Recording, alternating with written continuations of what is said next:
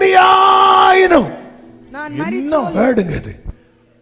பவுல் இங்க வந்து போடல, நான் வந்து 14 நிருபம் எழுதி இருக்கிறேன், இத்தனை சர்ச்சு தொடங்கி இருக்கிறேன், இத்தனை ஆத்துமாக்களை ஆதாயம் பண்ணி இருக்கிறேன், எனக்கு இத்தனை பேய ஓட்டி இருக்கிறேன், ஒன்னும் சொல்லல. எப்படியாவது எப்படியாவது என்ன ஒரு ஏக்கம். அதுக்கு முந்தின வசனத்துல சொல்லுவாரு, கிறிஸ்துவை ஆதாயப்படி, எனக்கு அவரை எப்படியாவது ஆதாயப்படுத்தி சொந்தமாக்கிறணும், இயேசுவை சொந்தமாக்கிறணும். அதுக்காக நான் பின்னானவைகளை மறந்து, அதாவது நம்ம சிலதெல்லாம் செஞ்சுட்டு ஓவரா நம்ம தகுதி இருக்கிற மாதிரி காட்டிட்டு இருக்கிறோம். இந்த பவுலுடைய ஆரம்பத்தை கொரிந்தியருக்கு எழுதும் போது சொல்றாரு, அப்போஸ்தலர்கள் எல்லாரிலும் நான் சிறியவனா காட்டினாலும் அவர் தானே யாராதான் சொல்றாரு. ஆமே. அதாவது நாங்க சின்ன பாஸ்டர், நாங்க சின்னதா சொன்னாலும் யாருதான் அப்படி. அப்போஸ்தலர் எல்லாரிலும். ஆனா அந்த உள்ள போக போக போக தீமோத்தேயுக்கு எழுதும் போது சொல்றாரு, பாவிகளில் பிரதான பாவி. எங்க ஓட்ட முடியும் போது என்ன ஒரு உணர்வுள்ள மனுஷன். ஏன்னா நான் அந்த லாஸ்ட் ஸ்டெப்ல சொதப்பிடக்கூடாது.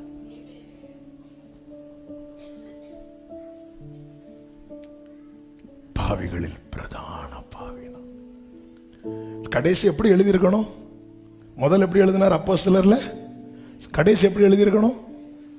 இருக்கிற மொத்த அப்போஸ்தலர்லயும் உருப்படியா ஏதாவது செஞ்சது சொல்லியிருக்கணும். நீங்க சொல்லுங்க, அப்போஸ்தலர் பெரிய ஆள் யாரு? பேதுரு எத்தனை எழுதினாரு? 2. அதுவும் எப்போ எழுதினாரு? கடைசியில. ஆனா நான் பாத்தியா அப்பத்துல இருந்து இப்படி எல்லாம் சொல்லி இருக்கலாம். நான் பாவிகளில் பிரதான பாவி. என்ன ஒரு வெளிச்சம். ஏன் தெரியுமா? இது முதல் எனக்கு அந்த நீதி இருக்கிற இடம். அங்கே இருந்து இரட்சகர் வர எதிர்பார்த்து ஆவியானவர் ஒருவனை முழுவதுமாய் ஆட்கொள்ளும் போது அவனுடைய போக்கஸ் மாறும், அவனுடைய டேஸ்ட் மாறும், அவனுடைய ஆசைகள் மாறும். இதெல்லாம் மாறணும். பைபிள்ல ஒரு வசனம் இருக்கு, அவருடைய ஆளுகையில ஆட்டுக்குட்டியும் புலியும் ஒன்னா இருக்குமா? எப்படி அது சாத்தியாகும்? ஆட்டுக்குட்டியும் புலியும் ஒன்னா இருக்கணும்னா யார் மாறணும்?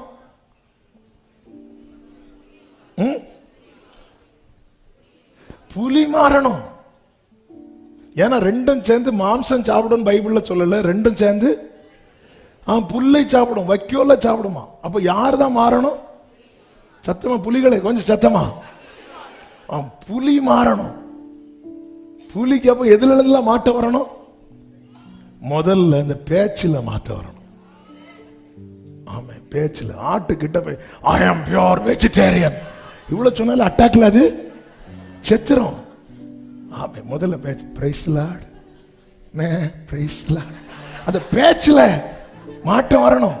அப்போ பரவாயில்ல, இவங்கள்ட்ட கொஞ்சம் பிரைஸ் லார்ட் வாங்க, நானும் உங்க கூட தான் வரேன், சர்ச்சுக்கு தானே போறீங்க, ஏசப்பா. இன்னைக்கு பேச்சில மாற்றம் வரணும். அடுத்து டேஸ்ட்ல மாத்த வரணும். இதான் அவருடைய கிங்டம். அவருடைய பர்வதம் எங்கும் கேடு செய்வார் இல்லை. இந்த மாற்றம் வரணும். அதான் அடிக்கடி சொல்லுகிற எக்ஸாம்பிள். நம்முடைய மாற்றம் என்பது எப்படி இருக்கக்கூடாதுன்னா, கழுகு மாதிரி இருக்கக்கூடாது. கழுகு பாருங்க, அதுக்கு 40 வயசு ஆகும்போது உடம்பெல்லாம் வீங்கி அலகெல்லாம் வளைஞ்சு, ஏன்னா கொத்தி கொத்தி கொத்தி கொத்தி வளைஞ்சு இறகெல்லாம் பழசாகி பறக்க முடியாத நிலைமை வரும்போது அதுக்கு முன்னாடி 2 முடிவு தான் இருக்கு. ஒன்று சாவு, இல்லைன்னா வாழணும்னா புதுசாகணும். அதுக்கு என்ன பண்ணணும்? அது நேராக ஒரு கண்மலை, அதுக்கு மறைவிடத்தில் போய் உக்காந்துடும். உக்காந்துட்டு முதல்ல என்ன பண்ணணும்னா, அந்த அலகு இருக்குல்ல, அதை அடிச்சு, ஏன்னா அதை வச்சு ஒன்றும் பண்ண முடியாது, அடிச்சு உடைக்கும். உடைச்சிட்டு ஃபாஸ்டிங் இருக்கும். ஃபாஸ்டிங் இருக்கும்போது உடம்பெல்லாம் அப்படி ஒட்டும். அடுத்து புதிய அலகு வரும். அந்த புதிய அலகு வச்சு என்ன ஆகும்னா, அந்த பழைய ரகம் இருக்குல்ல, அதெல்லாம் கொத்தி கொத்தி கொத்தி கொத்தி கொத்தி கொத்தி அவ்வளோத்தையும் கொத்தி போட்டுரும். இப்போ கழுகை பார்த்தா எப்படி இருக்கும் தெரியுமா? அந்த கிரில் சிக்கன் போடுறதுக்கு முன்னாடி இருக்கும் தெரியுமா? அப்படி இருக்கும். அப்படி இருக்கும். அதனாலதான் அது வெளியே வராது. அதை அப்படி யாருக்கும் பார்க்க முடியாது, மறைந்திருக்கும். வெயிட் பண்ணும்.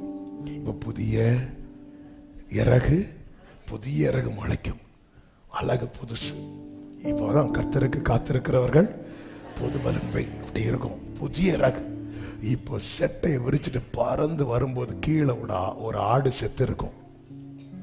அப்படியே பார்க்கும், இதுக்கு தானடா ஃபாஸ்டிங்கே இருந்தேன்.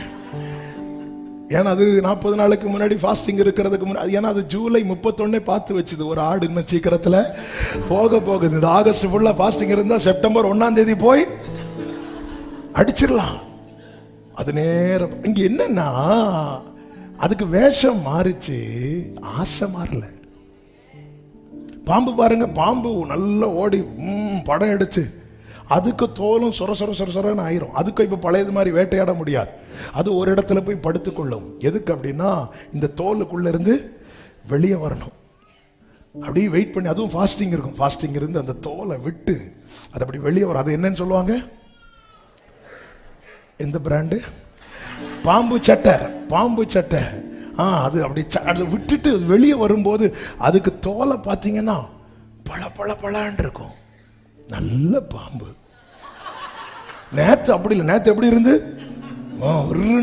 சர்ச்சில் வந்தா பிரைஸ்லாம் சொல்லாது, யாரை கொத்தலான் இருக்கும். இப்ப பார்த்தா புது ட்ரெஸ் போட்டுட்டு நல்ல பாம்புன்னு சொல்லிட்டு பிரைஸ்லான் கை கொடுத்து பாருங்க, இப்படியே நிப்பீங்க. ஆமென். இதுக்கு வேஷம் மாறிச்சு, விஷம் மாறல. ஆமென். வேஷம் மாறுது, ஆசை மாற மாட்டேங்குது. ஆனா அது ஒரு புழு இருக்கு பாருங்க. ஒரு டைப் ஆஃப் புழு இருக்கு. அது மண்ணை சாப்பிடும், கையில கிடைக்கிறதெல்லாம் சாப்பிடும். அதுக்கும் ஒரு காத்திருக்கும் காலம் வரும். அந்த காலம் முடியும் போது அது பட்டர்ஃப்ளையா வெளியே வரும். அது எப்போ பட்டர்ஃப்ளையா வெளியே வருதோ அதுக்கப்புறம் மண்ணை நோக்கி போகாது, தேன் எங்க இருக்குன்னு பார்த்து போகும்.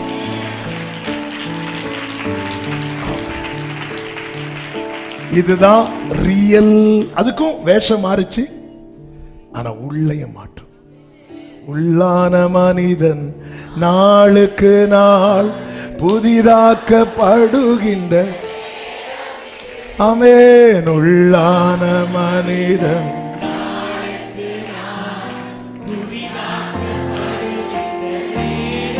க்ளோரே சோர்ந்து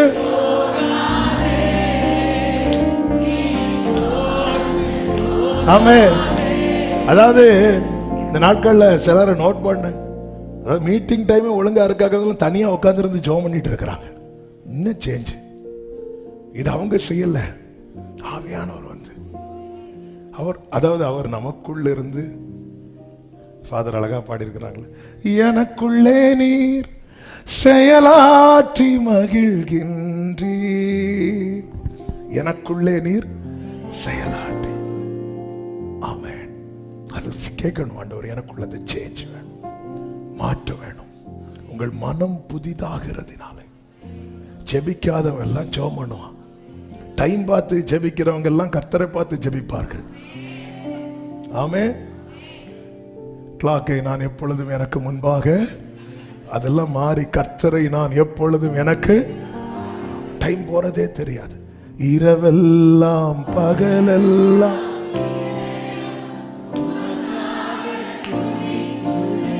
நினைவெல்லாம் பேச்செல்லாம்.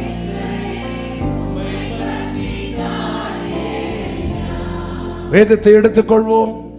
ஏசாயா தீர்க்கதரிசன புஸ்தகம் 57வது வசனம், 7வது அதிகாரம், அதனுடைய 15வது வசனத்தை வாசிக்க கேட்கலாம். நித்திய வாசியும் பரிசுத்தர் என்கிற நாமமும் உள்ளவருமாகிய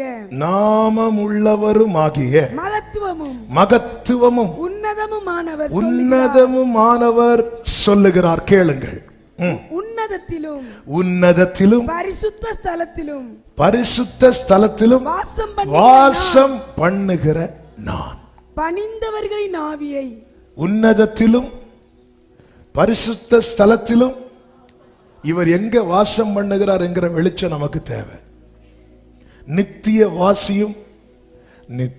வாசியும் பரிசுத்தர் என்கிற நாமமுடையவரே, மகத்துவமோ உன்னதமுமான நாமமுடைய இவர் எங்க வாசம் பண்ணுகிறவர்? உன்னதத்திலும். மறுபடியும் சொல்லுங்க, எங்க வாசம் பண்ணுகிறவர்? உன்னதத்திலும் பரிசுத்த ஸ்தலத்திலும் வாசம் பண்ணுகிற நான். இனி வாசிங்க.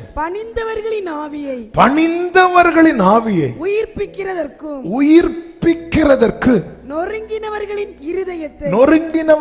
இருதயத்தை உயிர்ப்பிக்கிறதற்கும் நொறுங்குண்டு பணிந்த ஆவி உள்ளவர்களிடத்தில் வாசம் பண்ணுகிறேன்.